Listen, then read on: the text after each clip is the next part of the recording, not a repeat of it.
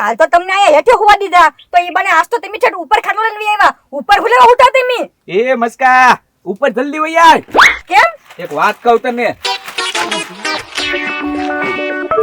બોલો બાર નો રહેતો બાધણ હાલે છે કાલ હાંજુની બાધણ હા ધબડાટી બોલી ગઈ ગામમાં કોણ બાજુ પેલા આમ હેઠે જતો ઓ લીટડા ધોકા અરે પાણીનું માટલું એ ગોકુળભાઈ કોણ બાજુ એટલું બધું એ સરપંચ ને ઉક સરપંચ કેવા બાધ્યા એ મસ્કા આમ જો કે નહીં તો ન્યાથી માણસો ધોકાન ઈટડા ને એવું ઘા કરે આમ જો ને તો ઈ સાઈડ થી તે ધોકાન ઈટડા ને પાણી ને બધું ઉડાડે આમથી નહીં તે બધી બાજુથી આપણી દુકાન મોરે બધું ભેગું થયું હા પછી ખાટલે લઈને ન્યા મારે થોડું હેઠે હુવાય તો કોક મને નો ધોકો આટી જાય ઈટડું બીટડું નો ઘા કરી જાય તો હું સીધો દુકાનમાં વહી આવ્યો હુવા હવે મેં નક્કી કરી લીધું રોજ અંદર હુવાનું બહાર નહીં હુવાનું હા ગોકુળભાઈ આવી રીતના બાધ્ય તો કઈ તમારે અહીંયા રોડ ઉપર ન કોઈ હોય હા એટલે કહું છું તું અંદર બેઠજે ક્યાંથી માથાકૂટ આવે ને કઈ ખબર જ નથી પડતી એટલે તું બધી બાજુ જોઈને બેઠો છું એમ નહીં હા તો હું આ બાધણ ફયા વગરનો રહી ગયો ને એ મસ્કા તું 11 વાગે આમ ગયો હા અને 11:30 બરોબર શરૂ થયું અહીંયા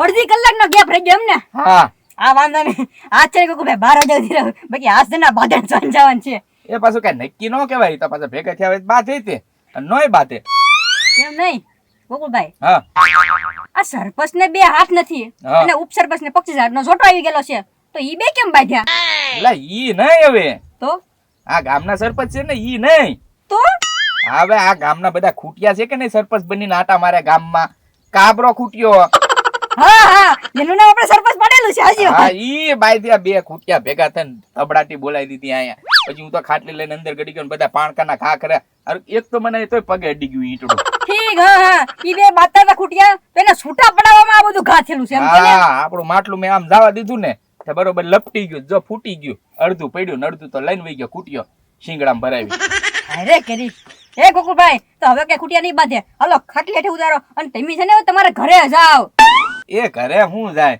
હવે ન્યા તો લાલુ બાબા બેઠી ગયા ને લાલુ બાબા બેઠી ગઈ વાત થશે પણ ગોકુળભાઈ ગમે એમ કરી લાલુ બાબા ને તમે કાઢો એ પગાર વગર ના રે ન્યા તો એને જ રાખે ને મને કઈ પગાર વાળાને થોડો રાખે એટલે અહીંયા અંદર હુવા દે તમ તારે આમ જો દુકાનમાં બરોબર પણ ગોકુળભાઈ અમારો ધંધો છે કઈ ધંધા પર થોડું હુવાનું હોય હવે ખાટલી ઉતારો પેલા હેઠે તમે એ ના બહાર ખૂટિયા બાંધે છે એમ કહું એટલે ગોકુળભાઈ એને તો રાતે બાંધવાનો ટાઈમ છે ને અત્યારે ક્યાં અત્યારે મારો ધંધાનો ટાઈમ છે હાલો મને ધંધો કરવા આવ્યો તમે કાઢો દુકાનની બહાર હાલો તો એ હજી સમાધાન નથી થયું એ ગોકુળભાઈ તમારે તો પણ લાલુ બાબા ખાલી સમાધાન જ કરવું ને તો એને કોઈ ઘટા બાયું માણસ સમજાવે ને તો કદાચ નથી જાય તો હા લે હું જાવા કરે તું ખાટલી નીચે ઉતર ને તમ તાર નિરાતે અને ધ્યાન રાખજે પછી ખૂટિયા બાંધે તો હો વાંધો નહીં હા આ ખાટલી ચડાવી પણ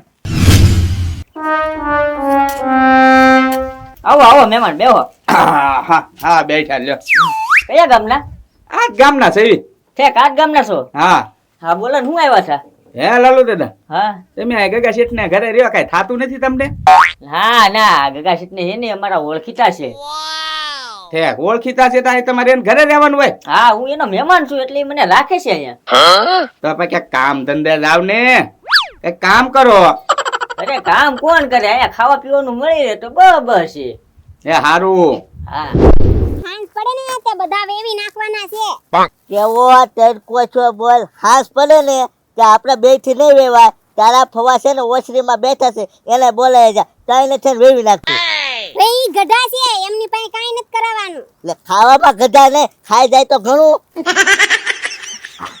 હાલો તમને સડાવું એ હું ઈ નહીં ઉપાડી કુ તું નાચ છે જા જા રોડ નાખી દે જાય બતત લો તમને સડાવો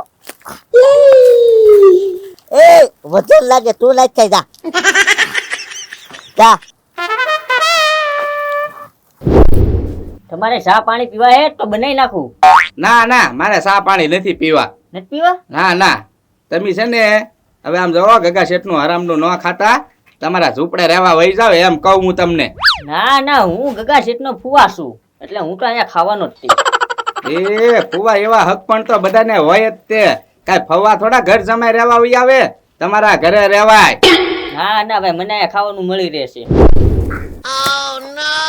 આપણા ઘરે તો લાલુ ફુવા પાસે કોક બૈરા બેઠા છે હે તો તારા પીડી ફોઈ આવ્યા છે આ તો 5 વર્ષ થઈ ગયા મારા પીળી ફઈ તો ઉલી ગયા હે તો કોણ છે? હાલ તો જઈ, હાલ તો. એ લાલુ દાદા કે ઘર ઘણું બરગણું કરી લ્યો અને ઝૂંપડિયા રહેવા વયા જાવ હવે. હવે આવી ઉંમરે કોણ મારું વ્યવહાર ને ઘરઘણું કરાવે? તો કોકના પેટ ઉપર પાટું મારતા જ આવડે. લ્યો પગાર વગરના રહી ગયા અહીંયા. જો તો હાલ તો હવે તો છે તારા પીરીભાઈ? ઈ તો પીળી હાડી પહેરી છે, પીળી ભાઈ નથી. હે? લાલુ દાદા કોણ છે? આપણા ગામના હે કોક. હે મહેમાન, હા ક્યાંથી આવ્યા? એટલે આ ના ગામનો સૌ હવે. હે સૌ? એ લાલુ દાદા કેમ સૌ એમ કરે? આ ગામનો સૌ એમ પેરી તો હાડી, પણ ભાઈ જેમ બોલે ઈ. હા ભાઈ જેકું બોલે છે ગગાશે. હે? હા એ લાલુ દાદા માથે ફેટો બાંધ્યો જોવો તો, બૈરા બાંધે ફેટો. ના ના ગગા શેઠ. એટલે હું સૌ હવે. લે હું સૌ? એ ભાઈ એમ ભાઈ સૌ કે ભાઈ સૌ? હા બે અડધું અડધું. હે? હે? એ અડધું અડધું? હા જોવો ને. એ લાલુ દાદા આ તો ગોકુળિયો. એ ગોકુળિયા કેમ ભાઈ ભાઈ બનીને આવ્યો? લા ભાઈ બંને નથી આવ્યો. આ મસ્કાએ મને કીધું ને કે લાલુ બાપા ને છે ને ત્યાંથી ઘરેથી એના ઝૂંપડિયા મોકલો. મેં કીધું ઈ કેમ જાય? તો એ મને કીધું કે ભાઈ માણસ હોય ને ઈ સમજાવે. તે મેં ગામ આખામાં ગોઈતા ઘટા માણસો ક્યાંય મળ્યા નહીં. તે હું હાડી અને કડિયું પહેરીને બાયું માણા બનીને વહી આવ્યો. વાહ ગોકુળિયા વાહ વાહ.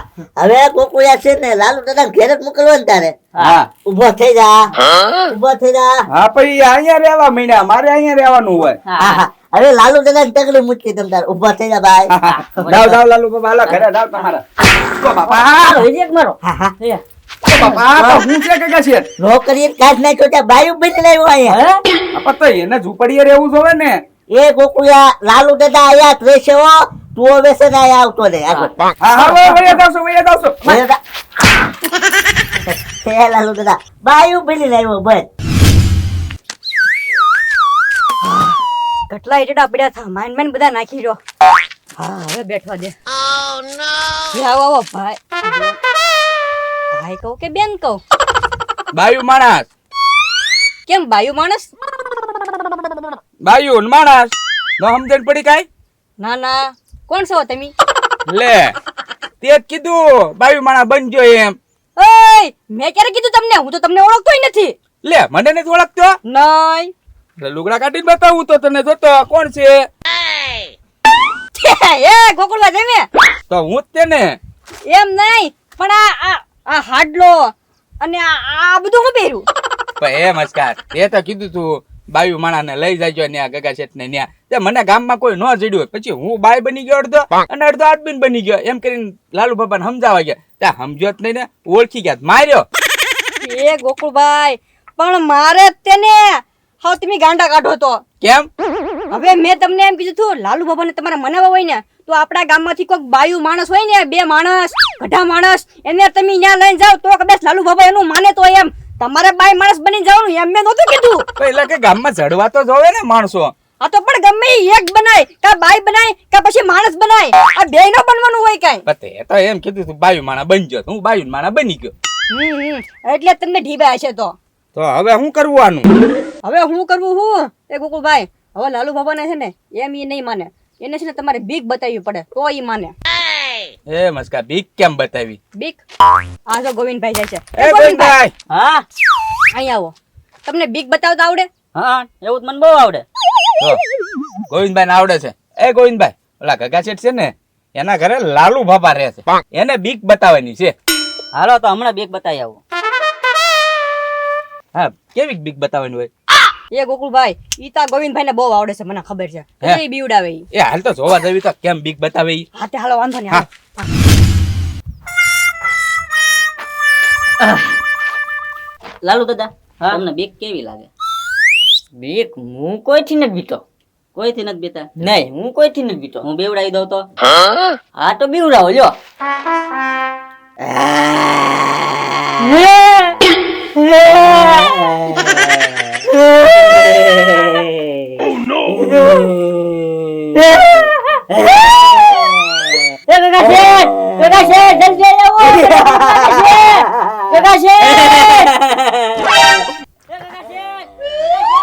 બીવડાવે છે.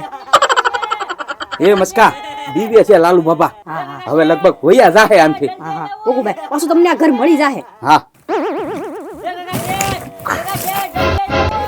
હે તારા ફવા કોડાયનું લાગશે શેઠ બીવે આ તો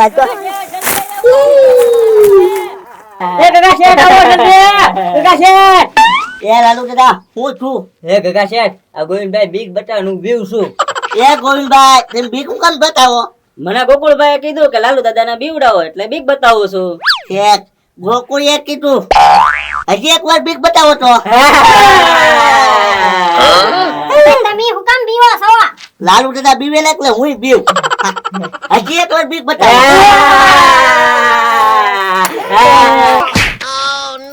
હવે બીક બતાવો તો એ મસ્કા આ બીક ને તો બે ભાન પાડી દીધી